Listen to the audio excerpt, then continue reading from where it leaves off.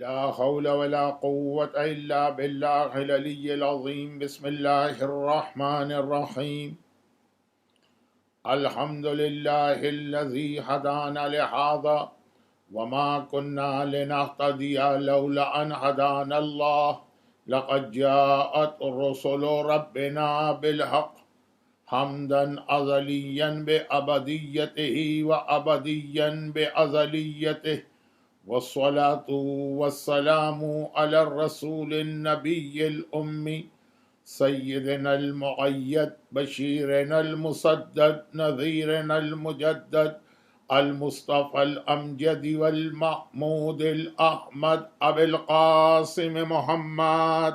اللهم صل على محمد وآل محمد وآله الطيبين الطاهرين المعصومين المظلومين المنتجبين الميامين الذين أذهب الله عنهم الرجس وطهرهم تطهيرا. اللهم صل على محمد وآل محمد سيما على الإمام المنتظر والحجة الثاني عشر عجل اللهم له الفرج ولعنة الله على أعدائهم أجمعين من الأزل إلى الأبد. أما بعد فقد قال الله عز وجل في كتابه المبين وفرقانه المتين وقرآنه المبين قوله الحق وهو أصدق القائلين. بسم الله الرحمن الرحيم. الذين إن مكناهم في الأرض أقاموا الصلاة وآتوا الزكاة وأمروا بالمعروف ونهوا عن المنكر ولله عاقبة الأمور. آج 1442 ہجرہ کے ایام اعضاء کے پہلے عشرے کی 9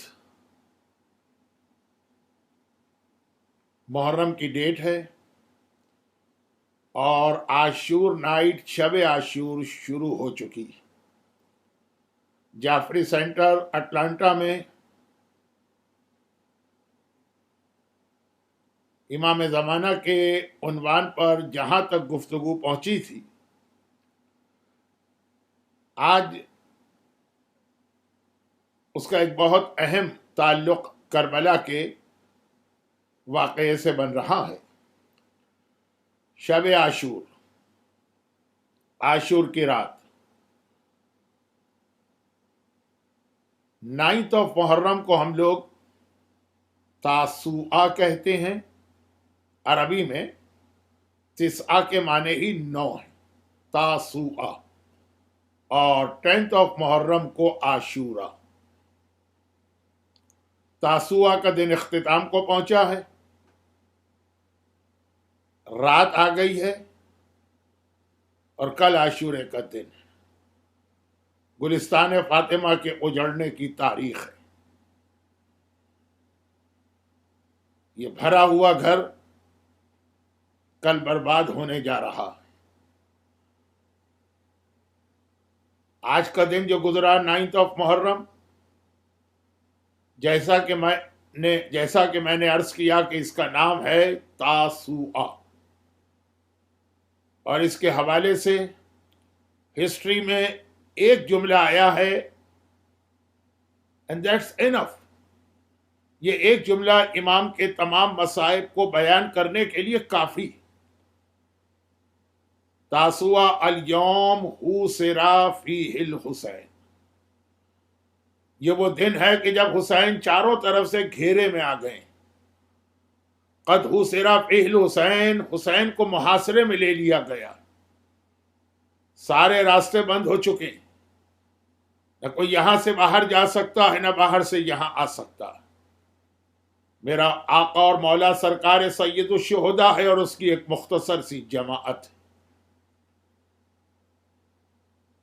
عمر سعد کی جانب سے، یعنی ابن زیاد کی طرف سے، یعنی یزید کی طرف سے تو کربلا کی جنگ 9 محرم کو شروع ہو چکی تھی. یہی تو ہسٹریز میں لکھا ہے کہ 9 محرم کو تقریباً عصر کے وقت آفٹر نون میں عمر سعد نے پہلا تیر چلا کر اپنی طرف سے جنگ کا آغاز کر دیا تھا. وہ تو میرے مظلوم آقا نے ایک رات کی مہلت لی، یا یہ کہیے کہ ایک رات کی اور مہلت ان ظالموں کو دی، ورنہ کربلا کا جہاد شاید اس وقت تک ختم بھی ہو چکا ہوتا. یہ پہلا تیر جو عمر سعد نے چلایا اور کربلا کا جہاد شروع ہو گیا، جو کل عاشورے کی شام غریبہ پہ جا کر پہلا اس کا فیز مکمل ہوگا. جن حالات میں اس سال 1442 ہجرہ یا اگست 2020 میں ہم نے یہ ایام اعزا گزارا ہے، یا فرسٹ 10 ڈیز، ہم میں سے کسی نے اپنی پوری زندگی میں اس طرح کے ایام اعزا کو نہیں دیکھا ہوگا. تاریخ اسلام میں عزاداری کے حوالے سے بہت ہی ٹف ٹائم بھی آئے، لیکن ایسا بہت کم ہوا ہوگا، اور شاید آج تک نہ ہوا ہو، کہ پوری دنیا میں ایک وقت میں اس انداز سے یہ بیماری کا سلسلہ ہو کہ کہیں پر بھی اس طرح کی عزاداری نہ ہو سکی جو ہر سال ہم کرتے آئے ہیں اور جو ہمارا دل چاہتا کہ کریں، بلکہ ہر سال ہم فل فلیج بھرپور طریقے سے عزاداری کرنے کے بعد بھی یہ کہنے پہ مجبور ہیں کہ آقا تیرا حق ادا نہ کر سکے. لیکن یہاں پہ یہ بتا دیا جائے کہ دو چیزوں کو اپنے ذہن میں رکھیے گا. پہلی بات تو یہ کہ لائیو اسٹریمنگ ہو، براڈ کاسٹ ہو رہی ہو مجالس، آن لائن مجالس کا سلسلہ جاری ہو، اسے ایک مجبوری کا عمل سمجھیے گا. کبھی یہ خیال نہ کیجیے گا کہ یہ تو ہمیں بلیسنگ ان ڈسگائز اور ایک اچھا موقع مل گیا عزاداری کو پروموٹ کرنے کا. پہلے تو ہم خالی سینٹرز میں عزاداری کرتے تھے، اب ہم نے گھر گھر ماتم شبیر پہنچا دیا. یہ گھر گھر ماتم شبیر پہلے سے پہنچا ہوا تھا. اس وقت جو کچھ بھی ہو رہا یہ مجبوری کی وجہ سے ہو رہا. جس شریعت کو بچانے کے لیے آقا حسین نے اپنے بھرے گھر کو قربان کیا، اسی شریعت کے حکم کی وجہ سے ہم اس انداز سے عزاداری کر رہے ہیں. تو جیسے ہی یہ مجبوری ختم ہوگی، ہمیں دوبارہ اپنے عزا خانوں کو، دوبارہ اپنے امام باڑوں کو، دوبارہ اپنے عاشور خانوں کو، دوبارہ اپنے حسینیہ کو آباد کرنا ہے. اور جو گھروں کی مجلسیں تو پہلے بھی ہوتی تھی اور وہ ہوتی رہیں.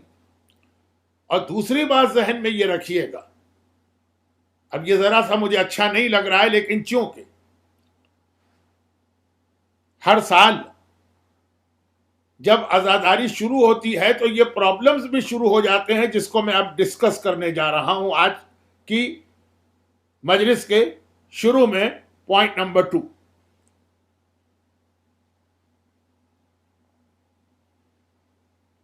اور وہ یہ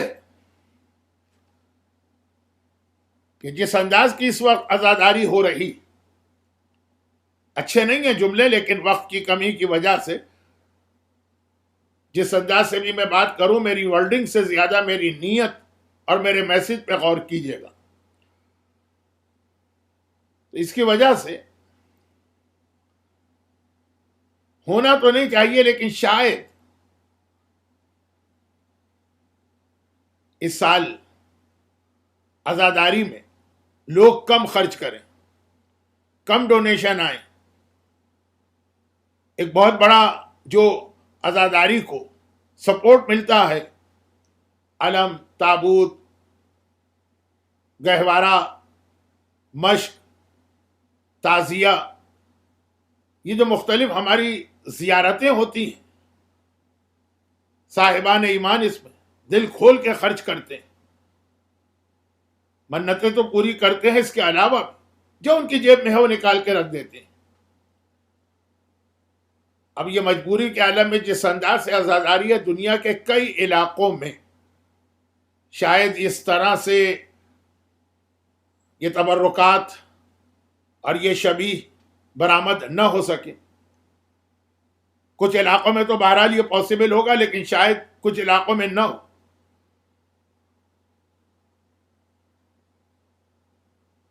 جس کی بنا پہ شاید مومنین یہ سمجھیں کہ اس سال ہم کو اتنا خرچہ کرنے کی ضرورت نہیں۔ امام مظلوم کے نام پر، آقا کے نام پہ جو ہر سال آپ خرچ کرتے ہیں اتنا ہی کریں، اس سے بھی زیادہ۔ مجلسیں اگر کم ہو رہی ہیں تب بھی انہی امام باڑوں اور رضا خانوں کو آپ کا ڈونیشن جانا چاہیے۔ اچھا، یہ تو اس لیے میں اس سال کہہ رہا ہوں کہ اس سال ایام اضحیٰ سے پہلے کئی ایسے موقع عبادتوں کے آئے جہاں پر پاسٹ کے مقابلے میں خرچے کم ہوئے تو لوگوں کے ڈونیشن بھی کم آئے۔ ماہ مبارک رمضان دنیا کے کئی علاقوں میں ایسا ہوا کہ مسجدوں کے اندر جماعت نماز نہ ہو سکی، افطاری نہ ہو سکی، کھانا نہ ہو سکا، یا اس کے بعد جہاں پہ بقرعید کے موقع پہ جانور قربان کیا جاتا ہے، کئی جگہوں پہ ایسی پابندیاں تھیں کہ لوگ قربانی نہیں کر سکے۔ لیکن مجھے اچھا نہیں لگ رہا یہ کہتے ہوئے، لیکن بہرحال ان سب کا نتیجہ تو یہ نکل رہا ہے نا کہ خرچہ بچ رہا، اور پھر کہیں کہیں پہ یہ آواز بھی آ رہی کہ یہ جو پیسے ہیں یہ ہم کسی اور نیکی کے، چیریٹی کے کسی اور کام میں لگا دیں۔ اور پھر اس میں ایک بہت بڑا جو لوگوں کو مالی اعتبار سے فائدہ پہنچا، حج، اور بہت سے لوگ جو زیارت پہ جاتے تھے،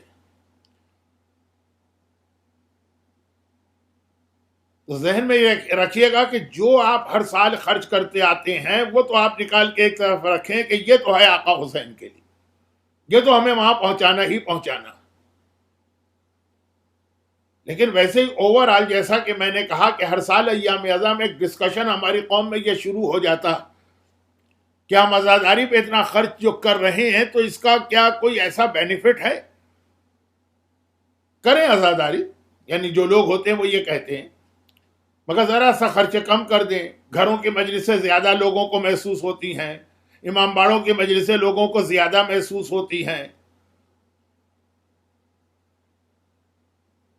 جب کبھی بھی قوم کی کوئی سوشل ایکٹیویٹیز کا مسئلہ آتا ہے تو سب سے پہلا جو کٹ لوگ لگانا چاہتے ہیں وہ امام مظلوم کی عزاداری پر۔ خرچہ بچانا ہے تو اس میں بچا۔ آج کی رات وہ رات ہے کہ جس رات کو کربلا میں ہر بیوی اپنے جگر کا ٹکڑا کر قربان کرنے کو تیار ہے، یہاں مومن درہم و دینار، ڈالر اور پاؤنڈ، روپے اور پیسے کا حساب کرے۔ اچھا، یہ نہیں کہا جاتا کہ جی وہ ہم یہ پیسے بچا کے اپنی فیملی پہ لگائیں گے، نہیں، ہسپتال بنا لیں گے، اسکول بنائیں گے، بہت سارے چیریٹی کے کام کرنے کو ہیں۔ ہر چیز کی اپنی جگہ اہمیت ہے، لیکن اگر کمی کرنا تو صرف ایک امام حسین کی عزاداری ہی مومن کو ایسی چیز لگتی ہے۔ میں یہاں بہت ہی مختصر دو باتیں کروں کہ آج کی رات اس کے لیے بہت اہم رات، اور چونکہ یہ پورے سال صاحبان ایمان کے لیے سب سے اہم موقع فرسٹ عشرہ ہوتا ہے، اور فرسٹ عشرے میں بھی پھر یہ آج کی رات۔ تو بہت مختصر میں یہ دو باتیں کروں، ورنہ دونوں پر میں ایک ایک گھنٹے کی تقریر بھی کر سکتا ہوں۔ روایت میں اس سے سملر کچھ مسئلے حج کے لیے آئے ہیں۔ برادران اہل سنت کے ہاں یہ مسئلہ بھی کبھی حج کے حوالے سے اٹھتا، کیوں اتنے حج کیے جا رہے ہیں، کیوں ہر سال کچھ لوگ ریگولر حج پہ چلے جا رہے ہیں، وہ پیسہ بچاؤ۔ تو ہمارا ان کا کامن مسئلہ ہو جاتا ہے. حج کے حوالے سے ہمارے پاس یہ حدیث ہے کہ راوی کہتا ہے کہ ایک سال جب میں حج پہ جانا والا تھا اور میں ریگولر حج پہ جاتا تھا. اصول کافی کی کتاب الحج کی حدیث ہے. میں بہت شارٹ کر کے پڑھ رہا ہوں کیونکہ ٹائم پتہ نہیں کیوں میں شاید تھوڑا سا ویسٹ کر دیا کرتا ہوں. ہر سال حج پہ جاتا تھا, میں ریگولر جاتا تھا. اس سال قحط پڑا, کیا ہندی میں کہتے کال, فیمن, شارٹیج ہو گئی کھانے پینے کی. لوگ, غریب لوگ مہنگائی کی وجہ سے گھر چلانا ان کے لیے مشکل ہو گیا. تو میں نے سوچا کہ اس سال میں حج پہ نہیں جاتا ہوں اور جو پیسے بچتے ہیں وہ میں ان غریبوں پہ صدقہ کر دیتا ہوں. لیکن جیسا کہ میں نے 3-4 دن پہلے ایک مجلس میں کہا تھا کہ مومن اچھے سے اچھا بھی خیال اس کے دل میں آئے, پہلے کنفرم کراتا ہے امام معصوم سے, کیونکہ ضروری نہیں ہے کہ جس سے آپ کا مغز یا دماغ اچھا کہہ رہا ہو وہ چیز اچھی بھی ہو. میں کنٹروورشل ٹاپک پہ بات نہیں کرتا ہوں, لیکن مثال دینے کے لیے اب بظاہر اگر آپ دیکھیں تو ماہ مبارک کے رمضان میں تراویح کی نماز بہت اچھی چیز لگ رہی ہے. قرآن ہی تو پڑھا جاتا ہے, نماز ہی تو پڑھی جاتی, لیکن اجازت نہیں ہے ہمارے, اسے جائز قرار نہیں دیا گیا. کوئی کہے کہ بھئی اس میں حرج ہی کیا ہے, ہم تو قرآن پڑھ رہے ہیں, کون سا نعوذ باللہ کوئی دنیاوی کلام و شعر و شاعری کر رہے ہیں, اور مسجد ہی میں جا رہے ہیں اور نماز ہی پڑھ رہے ہیں, اللہ ہی کی نماز پڑھ رہے ہیں. اس ڈیٹیل میں جانے کا وقت نہیں ہے, میں تو ایک ایگزامپل دے رہا تھا کہ اپنی طرف سے کسی چیز کو اچھا سمجھ کر اس کو دین نہ بنا دیجیے, کنفرم کیجیے جو دین کا محافظ ہے. چنانچہ راوی نے امام معصوم سے جا کے یہ سوال کیا. یہ روایت چھوٹی نہیں ہے, روایت بہت بڑی, جو کہ اصول کافی نہیں, یہ اصول کافی نہیں, فروع کافی کی روایت, جس کا ترجمہ اردو میں تو ہو چکا ہے. اور کہا کہ مولا ایک طرف حج کا مسئلہ ہے اور ایک طرف میں لوگوں کی مدد کرنا چاہتا ہوں, چیریٹی میں پیسے دینا چاہتا ہوں. چیریٹی میں پیسے دینا کیسا ہے؟ امام نے کہا ایک اچھا کام ہے. راوی نے کہا لیکن مولا میں تو یہ پوچھ رہا ہوں حج اور چیریٹی. امام نے کہا تو ایسا کیوں نہیں کرتے ہو کہ دونوں کام کر لو, حج بھی کر لو اور چیریٹی بھی کرو. کہا مولا میری اتنی حیثیت نہیں ہے. تو امام نے کہا کہ جتنا تم ہر سال حج پہ خرچ کرتے ہو, حج کو مت چھوڑو, جو اس کی برکتیں اور فائدے ہیں اس کا اپنے خرچے کو آدھا کر دو. جس طرح سے حج کرتے ہو, یہاں تک کہ امام نے فرمایا کہ جو حج میں تم کھانا اور غذا کھاتے ہو اس دفعہ آدھی کھاؤ, اور جو اس سے تھوڑے پیسے بچ جائیں وہ جا کے غریب کو دے دو. حج کا خرچہ بچا کر چیریٹی کر رہے ہو, اپنا خرچہ کم کر کے اس سے چیریٹی کرو. اسی طرح حج ہی میں ایک اور روایت ہے کہ امام نے ایک صحابی کو دیکھا اور کہا کہ تم حج پر کیوں نہیں جا رہے؟ کہا مولا العیال, وہ میرے فیملی ہے, بیوی بچے ہیں, ان کی وجہ سے حج پہ نہیں جاتا ہوں, ان کا بھی تو خرچہ مجھے دینا. امام نے فرمایا انہیں روٹی چٹنی کھلا دو. حج کس پر واجب ہوتا ہے اس کی جو شرائط ہیں وہ اپنی جگہ, لیکن یہ بات واجب حج کی نہیں ہو رہی, لیکن جو حج کے بینیفٹ ہیں, جو حج کے فائدے ہیں, ان کو روٹی چٹنی کھلا دو چند دنوں کے لیے, لیکن حج کو مت چھوڑو. اسلام میں قرضہ لینے کو بہت برا سمجھا گیا. حتی الامکان مومن کسی کے آگے ہاتھ نہیں پھیلاتا, حتی قرضے میں بھی. مگر بقرعید کی قربانی کے لیے کہا گیا کہ اگر حیثیت نہ ہو تو قرضہ لے کے قربانی کرو, اللہ اس قرضے کو ادا کر دے گا, کیونکہ اس کے بینیفٹ اتنے.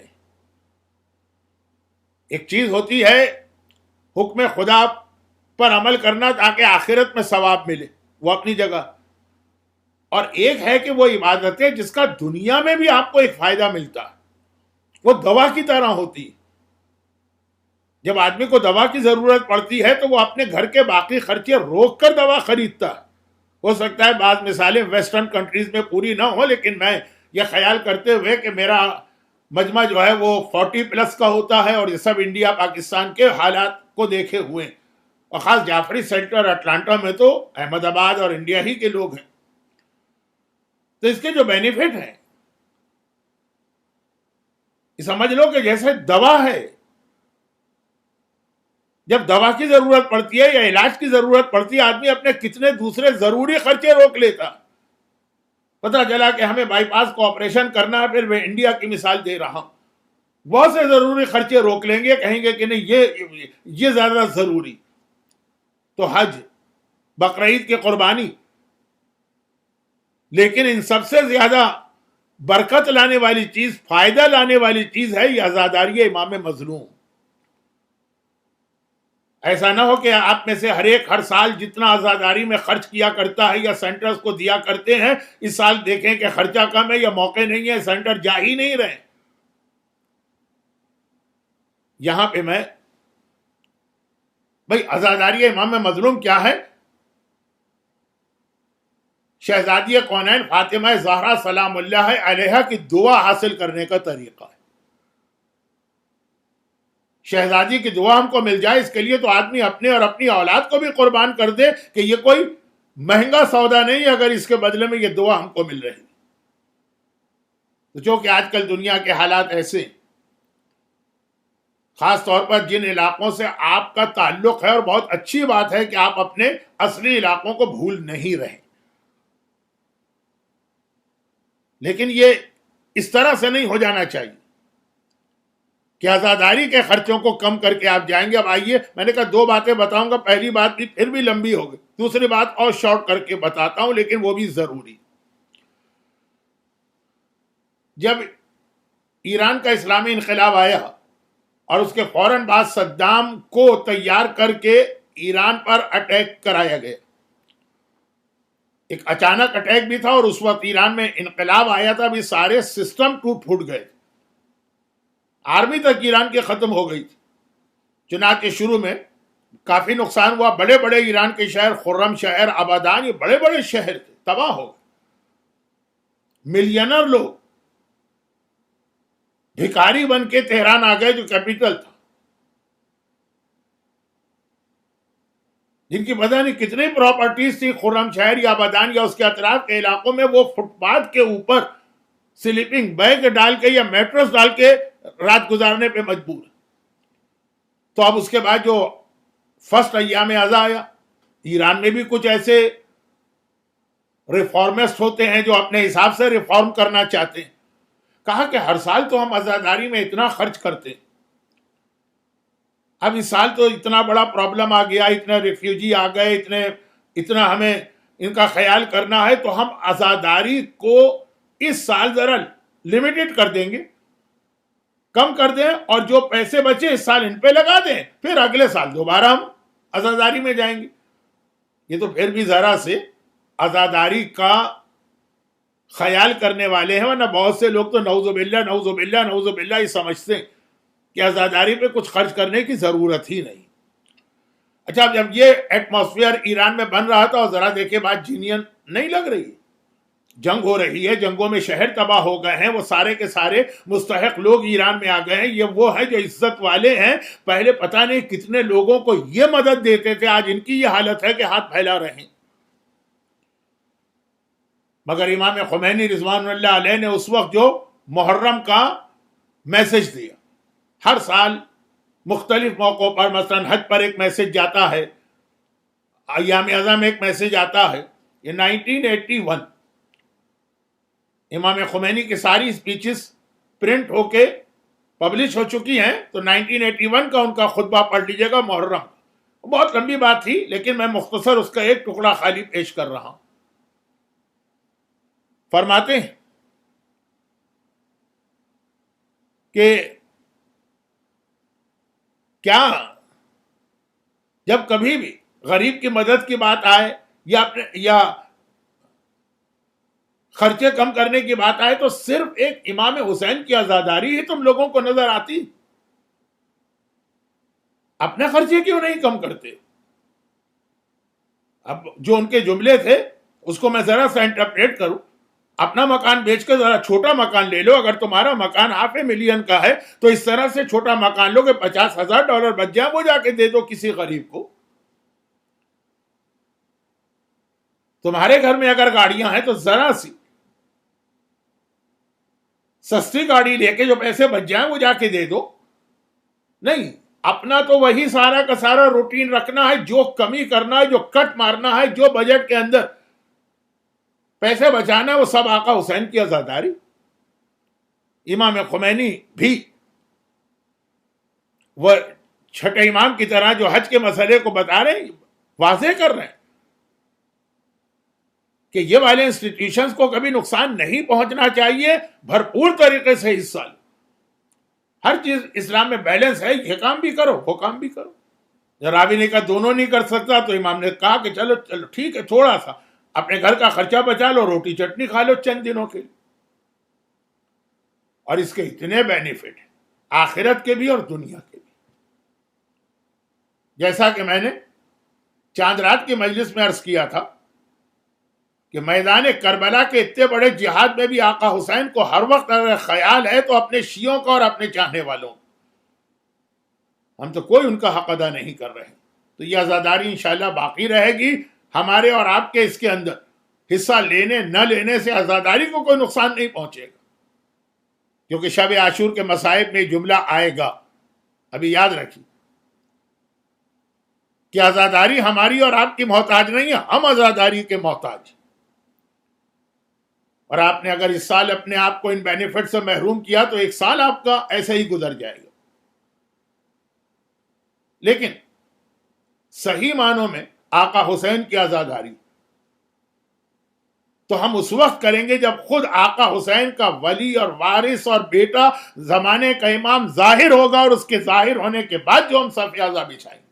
آج بھی حسین کا سب سے بڑا عزادار زمانے کا امام، وہ اپنے ظاہر ہونے کے لیے تڑپ رہا ہے۔ یہ روایتوں میں جملہ ہے کہ ہم اور آپ امام کے لیے اتنا انتظار نہیں کر رہے جتنا خود امام کو انتظار ہے کہ اللہ مجھے آرڈر کرے اور میں ظاہر ہو جاؤں۔ جب بھی ہمارے اوپر دنیا میں کوئی پرابلم آتا ہے، امام تڑپ جاتے ہیں، میں ظاہر ہو جاؤں تاکہ اپنے شیعوں کی مدد کروں۔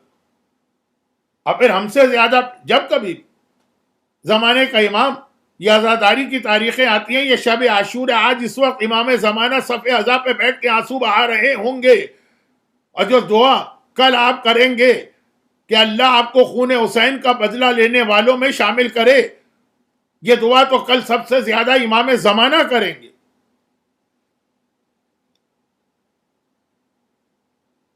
لیکن اس کے باوجود امام تڑپ بھی رہے ہیں اور امام دعا بھی کر رہے ہیں کہ اے اللہ مجھے جلدی سے ظاہر کر دے۔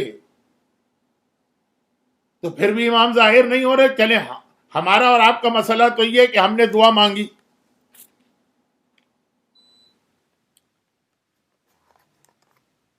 ہماری دعا تو قبول ہوئی نہیں ہوئی، ابھی تک تو نہیں ہوئی، تو ہم نے سمجھ لیا کہ کوئی فالٹ یا خرابی ہمارے اندر۔ امام زمانہ اگر دعا مانگے اور وہ دعا قبول نہ ہو تو اس کا ریزن کیا ہوگا؟ اس کا ایک ہی ریزن ہے، امام دعا مانگتے ہیں اپنے جلدی ظاہر ہونے کی، تاکہ یہ شب عاشور، یہ مسائل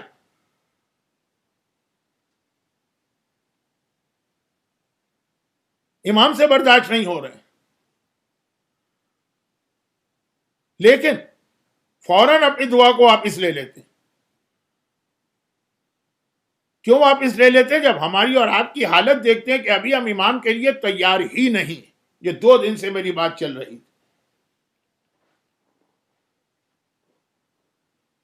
امام دعا مانگ کے دعا واپس لے لیتے ہیں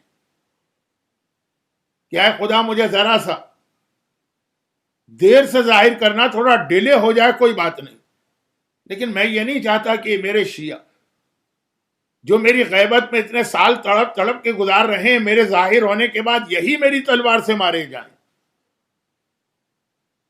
اب اتنا اور ان کو ٹائم دیتے ہیں کہ شاید یہ سمجھ جائیں، شاید یہ اپنے آپ کو بدل لیں. ایک عجیب بات روایتوں میں یہ بھی لکھی کہ پوچھا کسی نے کہ امام کب ظاہر ہوں گے؟ کہا جب امام کے ماننے والے سنسیئرٹی کے ساتھ امام کو ظاہر کرنا چاہیں. جب مومنین کرام کی میجورٹی امام کو تڑپ کے بلائے کہ آ جائیے، اس طرح سے نہیں کہ خالی زبان سے کہا. ظہور کی سب سے اہم کنڈیشن ہے ہمارا اپنے زمانے کے امام کو بلانا دل کی گہرائی سے. میں یہاں چھوٹی سی ایگزامپل آپ کو دے دوں، ایسی ایگزامپل خالی فرضی باتیں نہیں ہیں، واقعاً ایسے پیش بھی آئے ہیں واقعات. ایک صاحب ہیں، ان کا مجھ سے کوئی ریلیشن نہیں، کوئی رشتہ نہیں، کوئی تعلق نہیں. نہ وہ میرے علاقے کے ہیں، نہ وہ میری زبان بولتے ہیں، نہ وہ میرے کلچر کے ہیں.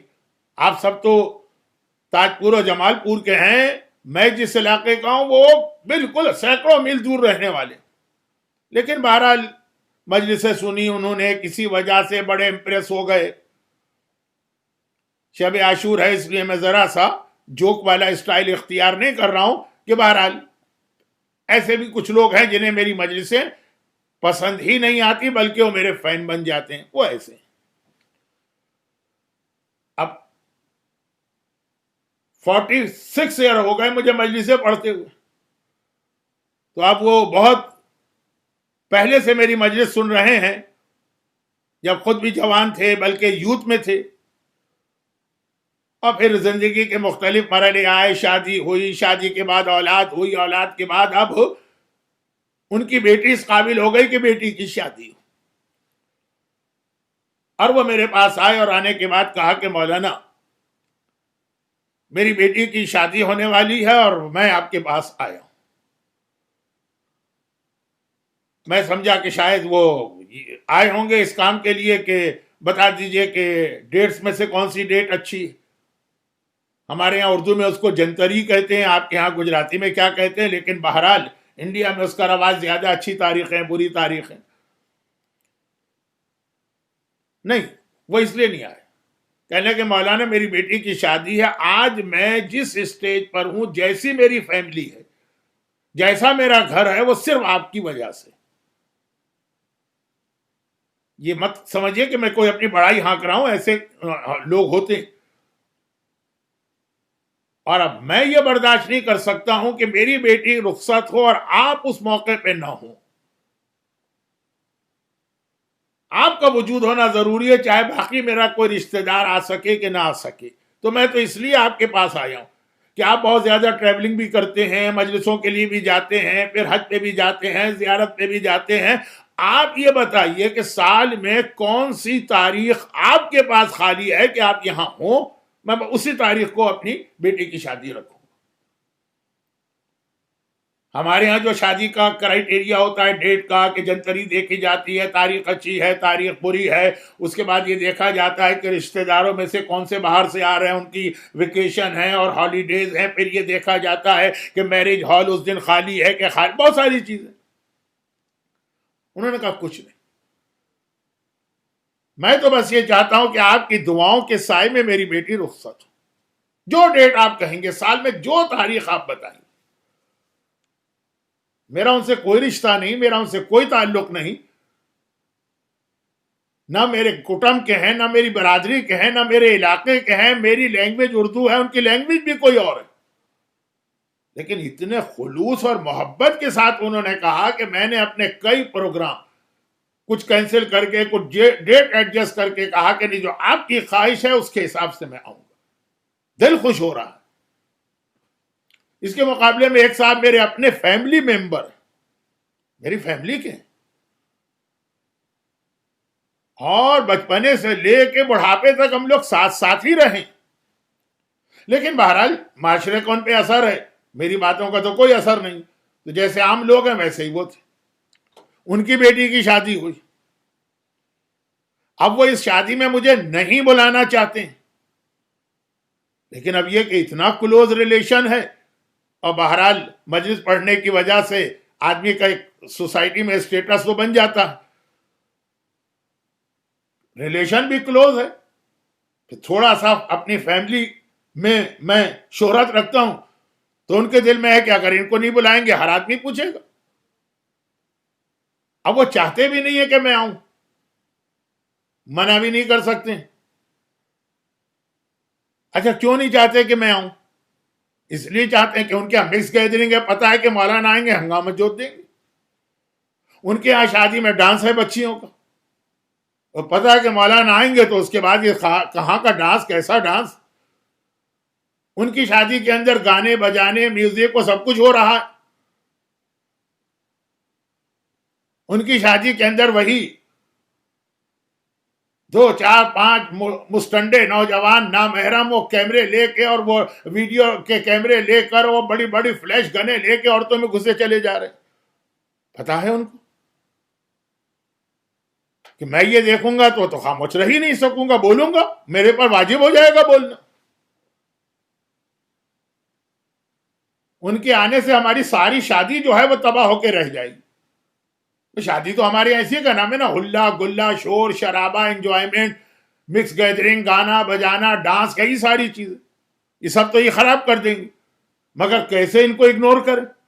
اتنے کلوز ریلیٹیو ہیں، پورے خاندان میں سب سے مشہور ہے، ہر آیا گیا پوچھے گا ارے بھائی مولانا نہیں آیا آپ کے یہاں؟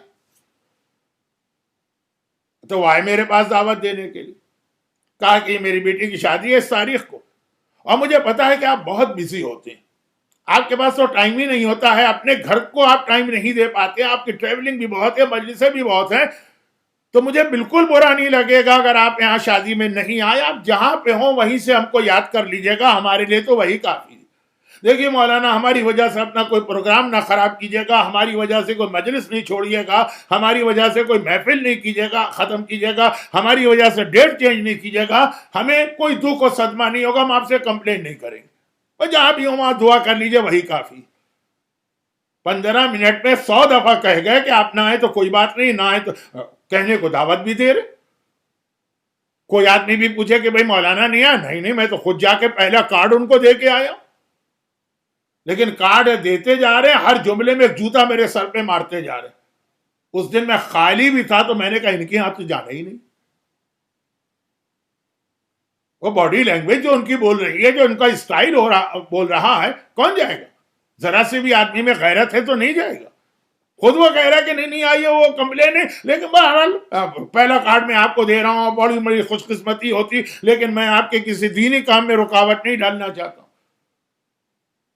مجھ جیسا سمپل آدمی اور بہت کم نالج رکھنے والا وہ بھی دیکھ لیتا کہ 2 بلانے والوں میں سے کون کس طرح سے بلا رہا.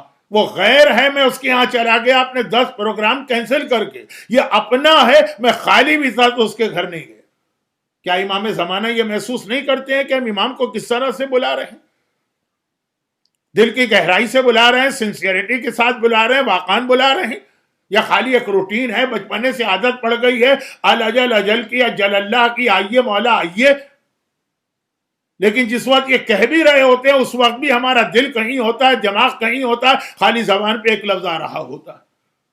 کیا امام محسوس نہیں کر رہے ہوتے کہ اگر یہ دل کی گہرائی سے بلا رہا ہوتا تو اس مرد کے چہرے پہ داڑھی تو ہوتی نا، اس عورت کے سر پہ اسکارف تو ہوتا نا، اس نوجوان نے اپنے آپ کو گانے بجانے سے تو بچایا ہوتا نا، اس شخص نے اپنے گھر میں حلال و حرام کا خیال تو رکھا ہوتا نا. یہ آدمی جب مجھ سے کہہ رہا آئیے آئیے تو یہ کہنے سے پہلے، یہ کہنے کے بعد کسی کی غیبت تو نہیں کر رہا ہوتا نا.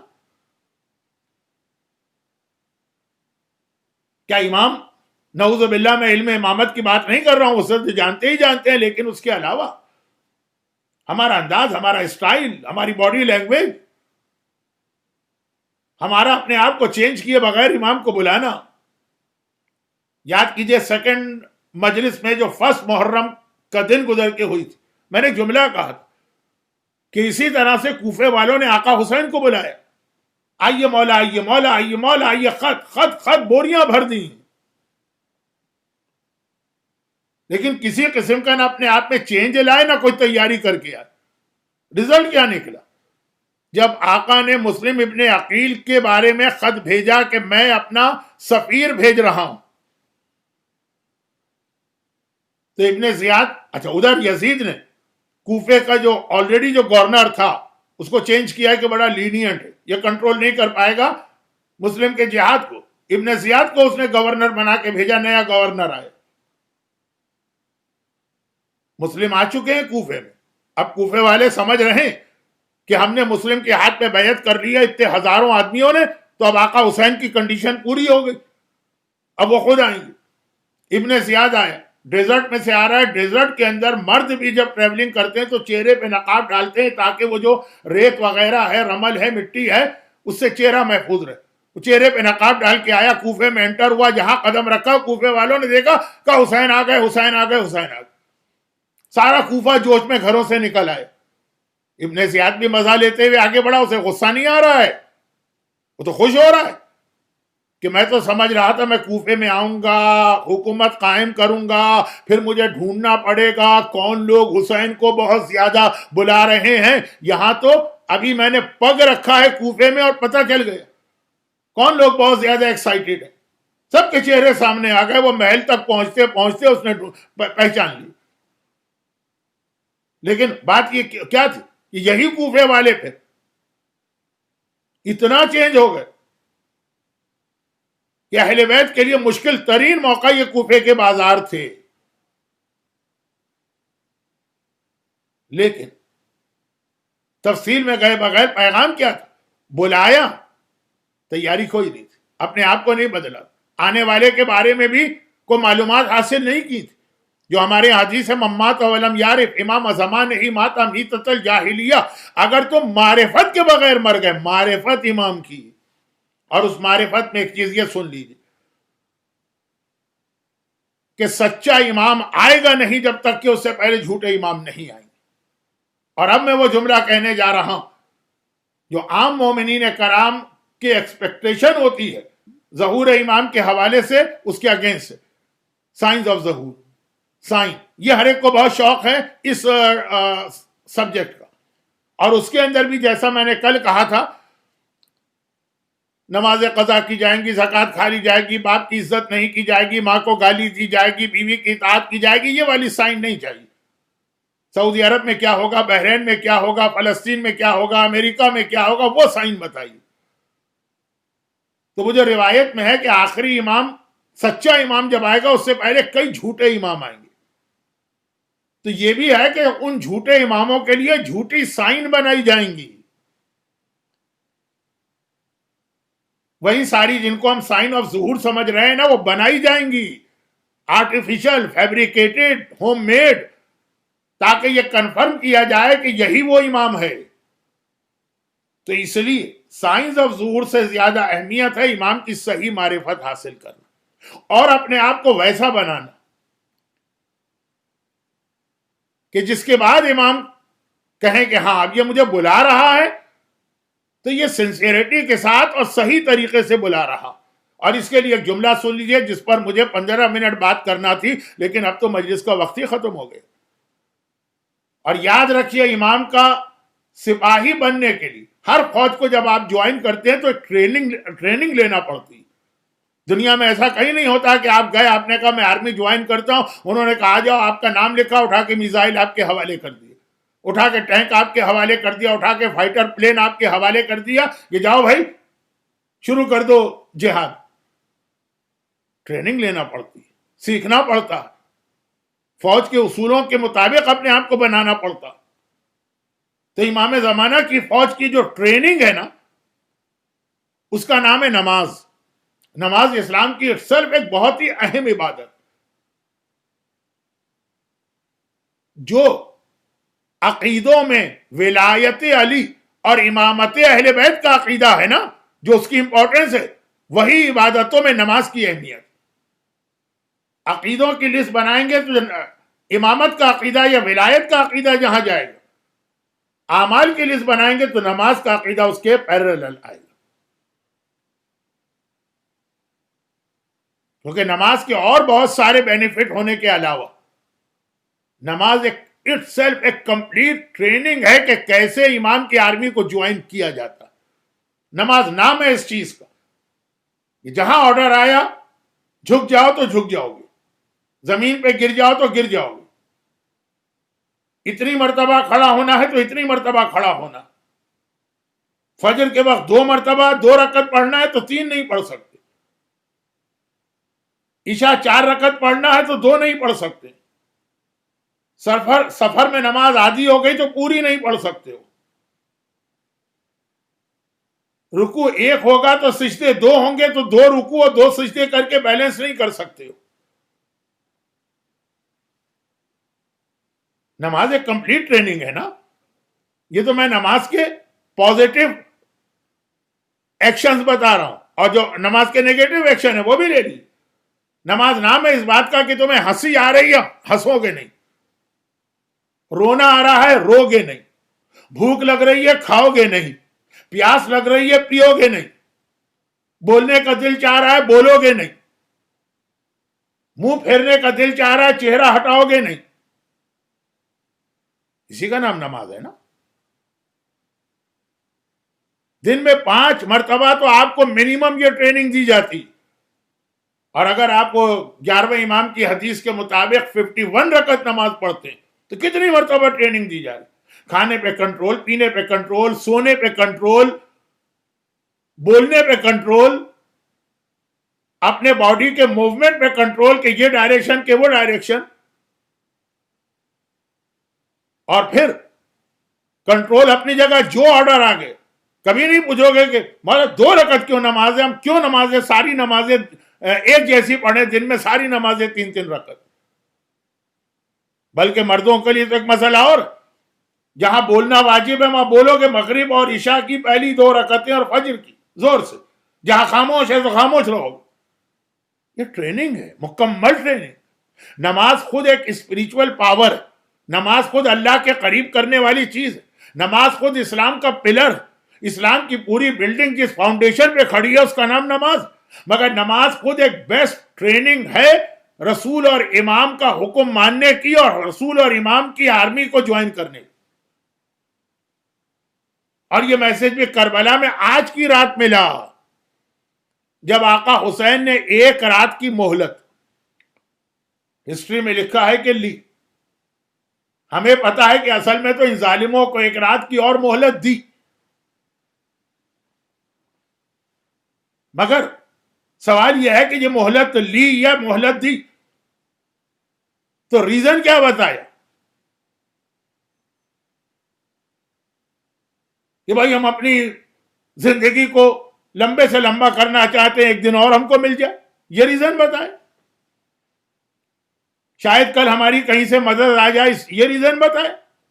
ریزن یہ بتایا, یہ حسین یہ ریزن دے کر عباس کو بھیج رہے ہیں کہ تم جا کے مہلت لے کے آؤ, کہ زندگی میں کبھی کوئی رات میں نے اپنے پروردگار کی عبادت کے بغیر نہیں گزاری. دل چاہتا ہے اللہ سے ملاقات کرنے سے پہلے 1 رات اور عبادت کرو. کربلا کا جہاد, شہادت کا اتنا بڑا رتبہ, شہادت خود ایک بہت بڑا رتبہ ہے جو حسین نے حاصل کیا. کہا لیکن نمازیں اس کی اپنی اہمیت.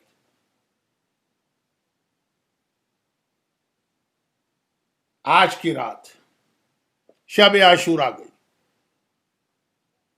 کائنات کا جو سردار ہے اور سردار کائنات کا بیٹا, 1 رات اس نے دشمن سے ریکویسٹ کر کے مانگی.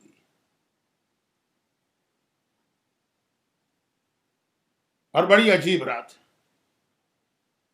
آج کی رات وہ آخری رات جب آپ کو فاطمہ کا گھر آباد نظر آ رہا, بھرا گھر فاطمہ کا آباد.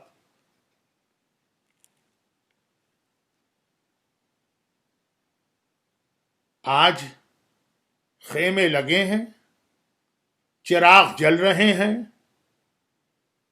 بیٹی کے سر پہ ہاتھ پھیرنے والا باپ ساتھ سامنے بیٹھا ہے, بہن کا بھائی نظر آ رہا ہے, تمام خواتین کے سہاگ سلامت ہیں. ماؤں کے لخت جگر ان کے آنکھوں کے سامنے. کیا رونق و آبادی ہے آج اہل بیت کے گھرانے میں. ود ان 24 آورس کل کی رات آئے گی. چراغ نہیں ہوں گے, خیمے جل چکے ہوں گے, بھائی مارے جا چکے ہوں گے, اولاد کے لاشیں مقتل میں پڑے نظر آئیں گے, تمام خواتین, شادی شدہ خواتین بیوہ ہو چکی ہوں گی, سہاگ اجڑ چکے ہوں گے. بیٹی کے سر پہ ہاتھ پھیرنے والا تو کوئی نہ ہوگا, بچی کے رخسار پہ تماچے لگانے والا سب ہو. آج کی رات شہیدوں کی رات ہے تو کل کی رات غریبوں کی رات ہوگی. اور اللہ کے رسول کا یہ نمائندہ برحق حسین خالی رسول کے بیٹے بھی نہیں ہیں, حسین رسول کو ریپریزنٹ بھی کر رہے ہیں میدان کربلا. رات آئی, اندھیرا چھایا, مغربین کی نماز پڑھی گئی. حسین نے اپنی زندگی میں بہت ٹف ٹائم دیکھے. وہ امام وقت تو ہیں, علم امامت تو ہے, لیکن دنیاوی اعتبار سے بھی دیکھی. نانا رسول خدا دنیا سے گئے, محبت کا دعویٰ کرنے والے سب ہمیں چھوڑ کے چلے گئے. اما فاطمہ دنیا سے رخصت ہوئی تو ایسی مظلومیت میں کہ جنازے میں ہر ایک کو آنے سے بھی روک دیا گیا. بابا علی مرتضیٰ ہو کہ بھیا حسن مجتبیٰ, محبت کا دعویٰ کرنے والے, جب امتحان کا موقع آیا سب پیچھے ہٹ گئے. آج یہ میرے چاہنے والے, یہ میرے ماننے والے, کل بہت اہم جہاد, امتحان تو ان کا لے لیا جائے. چنانچہ مغربین کی نماز کے فوراً بعد اللہ آپ کو لے تو گیا ہے نا خیمہ گاہ, اور بار بار آپ گئے. بالکل درمیان میں آقا حسین کا خیمہ ہے. بعض روایت میں اس میں, اور بعض میں یہ ہے کہ جو حضرت عباس کا خیمہ ہے اس کے باہر حسین خیمے میں تشریف فرما ہوئے. اور کہا اکبر بیٹا ساری میرے صحابیوں کو بلا کے لاؤ. بڑے سے خیمے میں یہ تمام اصحاب جمع ہوئے. ابو تراب کا بیٹا تراب پر بیٹھ کر, جسے کیا کہتے جنگی کونسل کا اجلاس بلا رہا. ایک مرتبہ اپنے اصحاب پہ نگاہ ڈالی اور کہا کہ دیکھو یہ سب میرے خون کے پیاسے ہیں, یہ سب مجھ سے بیعت کا سوال کر رہے ہیں, انہیں تم سے کوئی غرض نہیں. تم میں سے جو یہاں سے جانا چاہے میں اس کو اجازت دیتا ہوں, وہ یہاں سے چلا جائے. سب خاموش, سر جھکے ہوئے. حسین کی آواز کانوں میں پڑ رہی, سمجھ بھی رہے, بول کوئی نہیں رہا. دوبارہ کہا دیکھو میں خوشی سے اجازت دے رہا ہوں, جس کو جانا ہے چلا جائے. جب تیسری مرتبہ بھی کوئی کچھ نہ بولا تو حسین نے کہا اکبر بیٹا یہ چراغ کو گل کر دو, شاید آنکھوں کے سامنے ان کو جاتے ہوئے شرم آ رہی ہے, اندھیرا کر دو تاکہ جسے جانا ہے چلا جائے. باپ کا حکم آیا, بیٹے نے چراغ گل کیا, اندھیرا چھا گیا. اب اس اندھیرے میں کچھ نظر نہیں آ رہا کیا ہو رہا, لیکن آوازیں ضرور آ رہی ہیں جیسے لوگ اپنی جگہ سے کوئی موومنٹ اور حرکت کر رہے ہیں. کچھ دیر کے بعد حسین نے کہا بیٹا چراغ کو دوبارہ روشن کر دو. چراغ روشن ہوا, تب بھی کوئی آدمی اپنی جگہ سے گیا نہیں, لیکن ہاں حالت بدل گئی. نوجوان سینہ تان کے بیٹھ گئے. بوڑھوں نے اپنے سر سے عمامے اتار کے کمر پہ باندھ لی ہیں تاکہ کمر سیدھی نظر آئے. بچے اپنے قدموں پنجوں کے بل کھڑے ہو گئے ہیں تاکہ ان کے قد اونچے نظر آئے, وہ پورے سپاہی.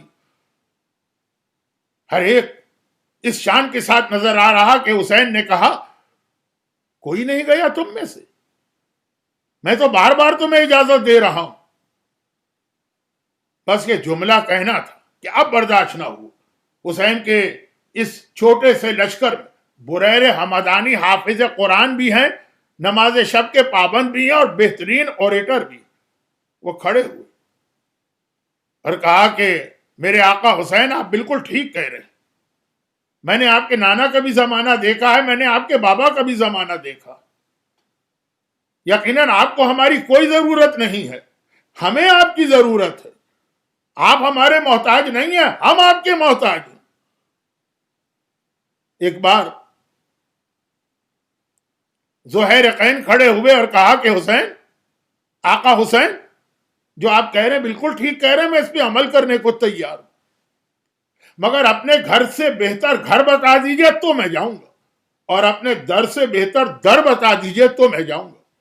میرے مرحوم استاد ایک جملہ کہتے تھے جو مجھے تاریخ میں تو نہیں ملا، لیکن وہ اکثر پڑھا کرتے تھے کہ حبیب ابن مظاہر کھڑے ہوئے، یہ حسین کے بچپنے کے دوست، کہا حسین تم ہمیں بھیج رہے ہو، میں جانے کو تیار، مگر ایک بات بتا دو کہ اگر قیامت کے دن تمہاری ماں فاطمہ زہرا نے مجھ سے پوچھ لیا حبیب میرے لال کو دشمنوں کے بیچ میں چھوڑ کے کیوں آ گئے، تو بتاؤ میں کیا جواب دوں؟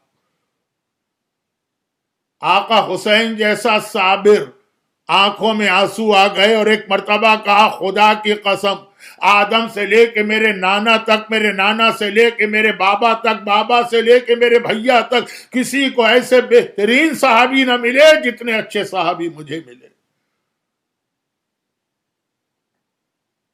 اچھا اب ایسا کرو کہ باہر نکلو، تمہارے خیمے سامنے لگے ہیں، اپنے خیمے اکھیڑو اور سیدانیوں کے خیموں کے چاروں طرف لگا لو تاکہ رات کو کوئی اچانک حملہ نہ کرے، ساری رات ہمیں عبادت کرنا۔ تاریخ کا جملہ ہے کہ اس پوری رات حسین کے اصحاب اور حسین کے گھر والوں کے خیموں سے نماز کی، قرآن کی، ذکر خدا کی، دعاؤں کی آواز اس طرح آتی تھی کہ ودی نہل، جیسے وہ جو ہنی بھی ہوتی ہے شہد کی مکھی کے چھتے کے قریب سے آپ جائیں تو مکھیوں کی آواز آتی، اور اصحاب امام نے یہ طے کیا کہ ہر ایک عبادت کرے گا، لیکن سیدانیوں کے خیمے کے باہر جو مین گیٹ ہے باری باری ایک ایک صحابی وہاں پہرا دے گا۔ حسین وہاں سے رخصت ہو کے اندر آئے۔ آپ کو معلوم ہے جہاں سیدانیوں کے خیمے، سب سے پہلے ہی خیمہ حضرت عباس کا ہے، وہاں سے ہو کے حسین بیویوں کے خیموں کے درمیان آئے، اور ایک مرتبہ حسین نے چاہا کہ میں نے مردوں کا امتحان تو لے لیا، وفا اور خلوص کے پتلے ہیں، ذرا میں یہ بھی دیکھ لوں کہ یہ بیویاں جنہیں کربلا کے جہاد کا اہم ترین حصہ تو انہی کو انجام دینا، کوفہ ان کو جانا ہے، شام ان کو جانا ہے، بازاروں میں ان کو جانا ہے، درباروں میں ان کو جانا، یہ بھی اس جہاد میں میرے ساتھ ہیں کہ نہیں؟ اب ہر بیوی اپنے خیمے میں ہے، حسین باہر باہر سے خیموں کا جائزہ لے رہے ہیں، اور کیا دیکھا ہے کہ ہر بیوی نے اپنی اولاد کو اپنے سامنے بٹھایا ہوا، کل کے جہاد کے لیے تیار و آمادہ کر رہی۔ زینب کبریٰ کے خیمے کے قریب سے گزرے تو ایک عجیب منظر دیکھا۔ زینب نے اپنے دونوں بیٹوں اون اور محمد کو اپنے سامنے بٹھایا اور انہیں یاد دلا رہی ہے کہ بیٹا اون اور محمد تم جعفر طیار کے پوتے ہو، تم حیدر کرار کے نواسے ہو۔ کبھی جعفر طیار کی بہادری کے واقعات سنا رہی، کبھی نانا حیدر کرار کے واقعات سنا رہی، مگر بار بار ایک جملہ کہہ رہی ہے، بیٹا یہ نہ کہنا کہ ہم جعفر طیار کے پوتے، یہ نہ کہنا کہ ہم حیدر کرار کے نواسے، ایسا جہاد کرنا کہ پوری فوج یزید پکار اٹھے کہ جعفر طیار کربلا میں آ گئے، حیدر کرار کربلا میں آ گئے۔ اور اللہ کیا جملہ کہا بیٹا انو محمد تم بہت چھوٹے ہو، لیکن مجھے پتا ہے تمہارا دادا کون، تمہارا نانا کون، تو مجھے پتا ہے تم ساری فوج کو شکست دے کے فرات کے دریا پہ قبضہ کر لو گے، اور دریا تمہارے قبضے میں ہوگا، لیکن ایک بات یاد رکھنا، تمہاری ماں دودھ بھی نہیں بخشے گی اگر تم نے ایک غلطی کر لی کہ دریا کا پانی پی لیا۔ جب تک میرا اصغر پیاسا ہے بیٹا اون تجھے پانی نہیں پینا ہے، بیٹا محمد تجھے پانی نہیں پینا۔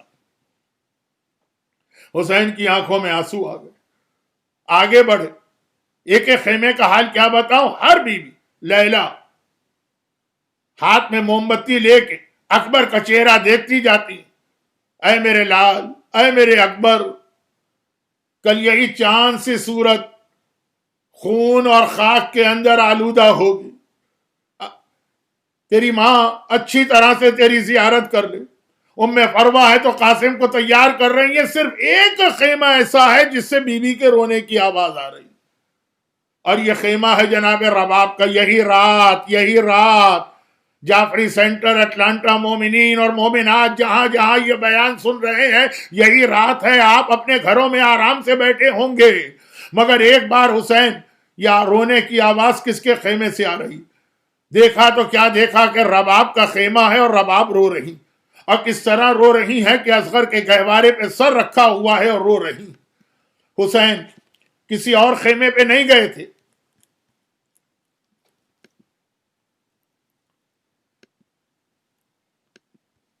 فقط رباب کا خیمہ ایسا نظر آیا کہ حسین اس خیمے کے اندر داخل ہو گئے، گہوارے پہ سر رکھے ہوئے رباب رو رہی۔ گھبرا کے پوچھا رباب خیریت تو ہے کہ اصغر مر گئے؟ رباب نے کہا نہیں مولا، میں تو رو رہی ہوں کہ جب شادی ہو کر اس گھر میں آئی تھی تو میں نے اپنے آپ کو دنیا کی سب سے خوش قسمت عورت سمجھا، فاطمہ زہرا کی بہو بنی، علی مرتضیٰ کی بہو بنی، جوانان جنت کا سردار میرا شوہر، اور پھر اللہ نے مجھے اولاد دی، اور اولاد بھی ایسی جو ہر عورت کو تمنا ہوتی ہے، 2 اولادیں دی، ایک بیٹا دیا ایک بیٹی دی، خاندان مکمل ہو گئے۔ لیکن آج کی رات مجھے اپنی بدقسمتی پہ رونا آ رہا۔ میں ہر بیوی کو دیکھ رہی ہوں وہ کل کے جہاد کے لیے اپنی قربانی تیار کر رہی ہے، لیکن رباب کتنی بدقسمت، کل کے جہاد کے لیے رباب کے پاس کوئی تحفہ ہی نہیں۔ بڑی بیٹی ہے، بیٹیاں مقتل میں جاتی نہیں، سکینہ جو مقتل میں جاتے ہیں لڑکے، وہ اتنا چھوٹا اصغر ہے کہ گھٹنوں کے بل چلا کے بھی نہیں لے جا سکتی۔ مجھے تو نہیں پتا آقا نے کیا جواب دیا، ہم اور آپ ہاتھ جوڑ کے کہتے شہزادی آپ تو سمجھ رہی ہیں کہ آپ کے پاس کل کے لیے کوئی قربانی نہیں ہے، ارے آپ کی اولاد تو ایسا جہاد کرے گی کہ دنیا عباس و اکبر کے جہاد کو بھول جائے گی، آپ کا اصغر کل کربلا میں یزیدیوں کو رلا دے گا، آپ کی سکینہ زندان شام میں بیٹھ کے شامیوں کو رلا دے گی۔ اور حسین نے بیویوں کا بھی جائزہ لیا، اور ایک مرتبہ سین خیمہ میں آئے، دیکھا زینب بڑی بے چینی اور بے قراری سے یہاں ٹہل رہی ہیں، اون محمد کو تیار کر کے آگے۔ حسین نے کہا زینب بہن خیریت تو ہے؟ کہا بھیا میں نے نانا کا زمانہ دیکھا ہے، اب تک مجھے یاد آ رہا، میں نے بابا کا زمانہ دیکھا ہے، اب تک مجھے یاد آ رہا، مجھے اماں کی مظلومیت یاد آ رہی، مجھے بھیا حسن مصطفیٰ کی مظلومیت یاد آ رہی ہے۔ بھیا تو نے اپنے ساتھیوں کا اچھی طرح سے امتحان لے لیا؟ ایسا تو نہیں ہے کہ کل تجھے مصیبت میں چھوڑ کے چلے جائیں؟ اس سے پہلے کہ حسین کو جواب دے، در خیمہ پر بریر حمدانی پہرا دے رہے تھے، ان کے کان میں شہزادی کا جملہ پہنچ گیا۔ ایک بار اصحاب امام کے خیموں کی جانب رخ کر کے آواز دی، اے مسلم ابن اوسجا، اے حبیب ابن مظاہر، اے زہیر قین، اے ہلال، اے شوذب، ذرا دوڑ کے تو آنا۔ سارے اصحاب دوڑے دوڑے آئے، کہا کہ بریر خیریت تو ہے؟ کیا دشمن نے اچانک حملہ کر دیا؟ بریر نے کہا ارے اس سے بھی زیادہ بڑا امتحان، فاطمہ کی بیٹی کو ہماری وفا پہ یقین نہیں آ رہا، بس اتنا سننا تھا۔ تمام اصحاب امام نے اپنی اپنی تلواریں نکال کے اپنی گردن پہ رکھیں، کہا شہزادی اگر حکم دیجئے تو ابھی اپنے ہاتھ سے اپنی گردنیں کاٹ کے اپنے سر آپ کے قدموں پہ نچھاور کر دیں۔ زینب نے ہاتھ اٹھا کے دعا دی، کہا بھیا حبیب اپنے اپنے خیموں میں چلے جاؤ، اور رات گزر رہی ہے، آج کی رات یہ شب عاشور ہے، حسین ساری رات عبادت میں گزار رہے، ہمارے یہاں بھی شب عاشور کے کچھ اعمال ہیں۔ آدھی رات کے بعد کی ایک روایت ہے، مختصر سن لیجئے۔ اس وقت جس صحابی کا پہرا تھا وہ کہتے ہیں کہ اب میری باری تھی، میں در خیمہ پر کھڑا تھا، اچانک میں نے دیکھا خیمے کا پردہ ہٹا، بہت آہستہ سے میرا آقا اور مولا خیموں سے باہر آیا اور کربلا کے مقتل کی جانب چلنے لگا۔ میں گھبرا گیا، خیریت تو ہے؟ آدھی رات بھی گزر چکی ہے، ہر طرف سناٹا ہے، ہر طرف اندھیرا ہے، میرا آقا اکیلے جا رہا، کہیں کوئی نقصان نہ پہنچ جائے۔ میں بہت چپکے آہستہ آہستہ آقا کے پیچھے چل رہا، چلتے چلتے میں نے دیکھا ایک جگہ پہ جا کے آقا کمر پکڑ کے بیٹھ گئے. میں اب قریب آیا, سلام کیا, آقا نے مجھے دیکھا, کہا تم کیسے؟ میں نے کیفیت بتائی, کہا آقا یہاں کمر پکڑ کے آپ کیوں بیٹھ گئے ہیں؟ آج کی رات ابھی کربلا کا جہاد نہیں ہوا مگر حسین کی عزاداری شروع ہو چکی ہے. ایک مرتبہ کہا ارے یہی وہ جگہ ہے جہاں میرا قاسم گھوڑے سے زمین کربلا پہ گر کر گھوڑوں کی ٹاپوں تلے پامال ہوگا. پھر میں نے دیکھا میرا آقا سنبھلا, تھوڑا آگے بڑھا, ایک اور جگہ نظر آئی, اپنا کلیجہ پکڑ کے بیٹھ گیا. میں نے پوچھا آقا یہ کون سی جگہ ہے؟ کہا یہ وہ جگہ ہے جہاں میرا 18 سال کا اکبر کلیجے پہ برچی کا پھل کھا کے زمین کربلا پہ گرے گا اور بوڑھے باپ کو جوان بیٹے کا لاشا اٹھانا پڑے گا. پھر میں نے دیکھا میرا آقا ایک مرتبہ روتے روتے سنبھلا, آگے بڑھا, اور جو گودال قتل گاہ تھی, جو ذرا نیچے کا علاقہ تھا, نشیبی علاقہ تھا, اس جانب گیا. میں بھی آقا کے ساتھ ہوں, اور جیسے ہی وہاں پہنچا میں نے گھبرا کے کہا آقا یہ رات کا وقت ہے, اندھیرا ہے, سناٹا ہے, تنہائی ہے, مجھے کسی بی بی کے رونے کی آواز آ رہی ہے. ایک مرتبہ آقا نے کہا ہاں یہ میری ماں فاطمہ زہرا ہے جو میرا ماتم کر رہی ہے. تو میری نگاہ زمین پہ پڑی, میں نے دیکھا ایسا لگ رہا ہے کوئی زمین کی صفائی کر کے گیا ہے, کنکر ہٹے ہوئے ہیں, پتھر ہٹے ہوئے ہیں, زمین صاف کی گئی ہے. میں نے گھبرا کے کہا آقا یہ زمین کی صفائی کس نے کی ہے؟ کہا یہ میری ماں فاطمہ زہرا, وہ یہاں پہ آئی ہیں کیونکہ یہی وہ جگہ ہے جہاں ذوالجناح سے میں زمین کربلا پہ گروں گا. شبر ملعون میری گردن پہ خنجر چلائے گا. میری ماں نے آ کے پہلے سے صفائی کر دی ہے, کنکر ہٹا دو, پتھر ہٹا دو, ایسا نہ ہو میرے لال کو تکلیف پہنچے. بس میرا آج کا آخری جملہ, شہزادی آج شب عاشور آپ نے کنکر و پتھر ہٹا دیے تاکہ آپ کے لال کو تکلیف نہ پہنچے. ارے کل سے پہر تو آئیے, آپ کا حسین ذوالجناح سے تیر کھا کے گر رہا, تلواریں, نیزے, برچھیاں. شہزادی یہ کنکر تو نہیں لیکن سارا جسم حسین کا تیروں سے چھلنی.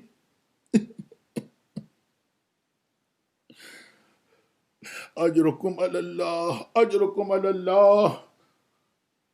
آقا سرکار سید الشہداء کی شہادت کی اس رات کا واسطہ, فاطمہ زہرا کے اپنے لال کے ان مصائب کا واسطہ, خدا بندہ حسین کے چاہنے والوں خصوصاً جعفری سینٹر اٹلانٹا کے جو مومنین و مومنات میرا بیان سن رہے ہیں, بے حق حسین و بے حق مادر حسین انہیں ہر آفت و پریشانی سے محفوظ فرما. خدا بندہ آج کی رات کو کوئی دعا کرنے کو دل بھی نہیں چاہتا, لیکن ہمیں پتا ہے کہ حسین اور فاطمہ ہم سے یہی کہہ رہے ہیں کہ مانگو جو تمہیں مانگنا ہے. خدا بندہ ہم سب کو سیرت حسین پہ چلنے کی توفیق عطا فرما. حسین کی اکبر کا واسطہ ہر مومن اور مومنہ کی اولاد سلامت رہے, مگر دین کو ضرورت ہو تو ہمیں اپنی اولاد قربان کر دینے کا جذبہ عطا فرما. خدا بندہ آج کی رات بچوں کی بھوک و پیاس بہت بڑھ چکی ہے, صاحبان ایمان کو رزق کی ہر پریشانی سے محفوظ فرما, ہمارے بیماروں کو شفا کامل عطا فرما. کربلا کے انہی شہیدوں کے لاشوں کا واسطہ, یہاں قاسم گرا, وہاں اکبر گرے گا, وہاں عباس کے بازو کٹیں گے, وہاں حسین ذوالجناح سے زمین پہ آئیں گے. خدا بندہ ہمارے تمام مرحومین کی مغفرت فرما. ہماری عزاداری آئندہ سالوں میں اس سے بھی زیادہ شان و شوقت کے ساتھ ہو. کربلا کی زیارت کے راستے ایک مرتبہ دوبارہ کھول دے اور ظہور امام زمانہ میں تعجیل فرما. ربنا تقبل منا انك انت السميع العليم.